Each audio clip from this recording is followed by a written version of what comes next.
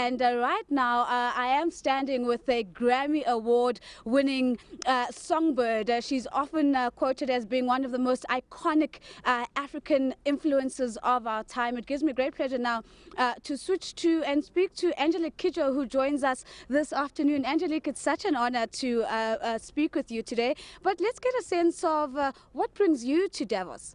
Well, I came to Davos to receive the Crystal Award that Davos gave to artists and humanitarian that brings something to change the world.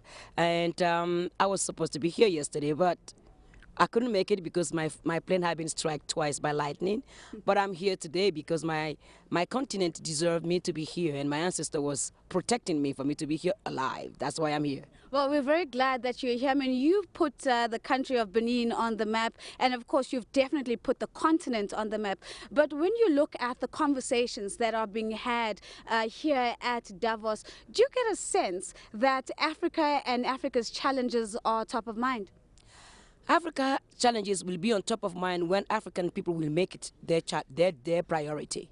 And I think that we need more African people to put their differences aside, their feelings aside, and think about the well-being and the interest of our continent. This is the place where we have to come and show the positive Africa we're talking about, the strong Africa we're talking about. At least me, the Africa I'm talking about, of diversity, of potential, of challenge, and of success. That's what I represent here. We're always going to have some problems, but if we don't start dealing with it, creating an environment of job for our youth in Africa, we'll have more and more youth that will join extremist group. We'll have more and more youth in Africa that want to live in the Western world, why there are no potential and no chances of making difference in Africa. We need to educate our children and our narratives. We need to own it. We need to tell it here and tell the leaders, the business leaders here, that Africa have to be counted with, because Africa is the continent where you have more growth, more than anywhere else in the world.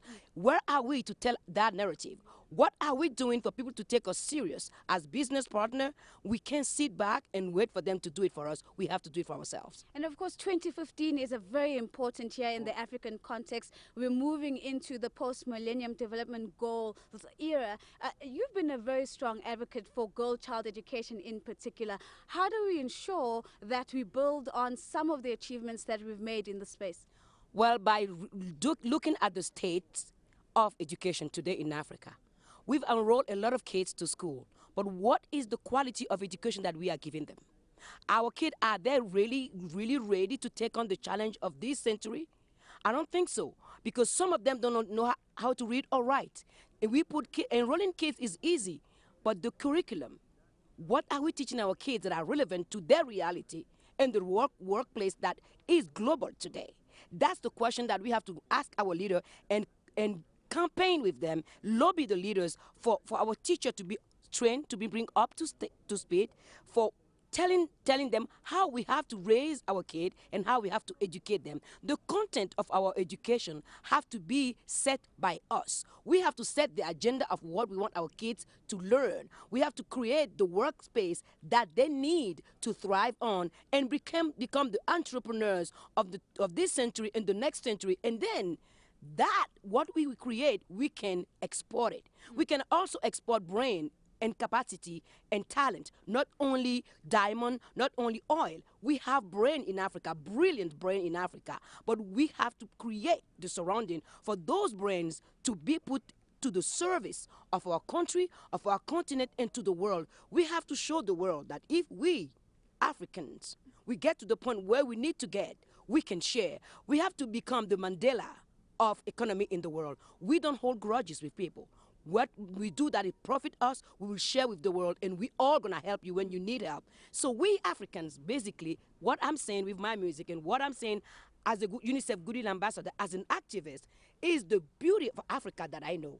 the brilliant people that I go to and see, people like you. Every time I come to Africa and I come back, I'm just pumped up. Right. And then that energy that I give around, I want it to be bounced back to Africa. I want Africa to respond to that energy and to say, you know what? This is the new generation. This is how we want to do it. And Davos, you want us? We're going to come and challenge you. We're going to come and tell you what we do, how we want to do it. You want to partner with us? You want to be part of this challenge, or you just want to let go and then we do it by ourselves? We have to do it. Finally, Angelique, of course, we're seeing a new African narrative, a new kind of Africa and an African rising. But you've done work with Oxfam. You know what the inequality stats say. And you know that there's also the risk of an Africa left behind. How do we ensure that the conversations that are being had here at Davos translate not only to the affluent African, but the one who's potentially at risk of being left behind? Well, the one that are potentially left behind is the responsibility of the wealthy Africans. Are they investing in their countries? Are they investing in their continent? We cannot wait for people to do. I mean, that's what I'm saying. We have ourselves to do to prove that, okay, I am a leader of a business in South Africa, for example. I own a company. And that company, I can expand it. How can I expand that company? To create job. You create job at the same time as you are educating. We have to educate. We have to have CEOs in Africa that are educated, not only knowing their own culture, but the surrounding of the business around the world. That's how we can do change. We can do things that happens. We can transform Africa within a decade if we have the leadership that can follow us and create the environment for education and good economy. Angelique, thank you so much for making the time to join us. Angelique Kidjo, Grammy Award-winning songwriter and, of course, musical artist.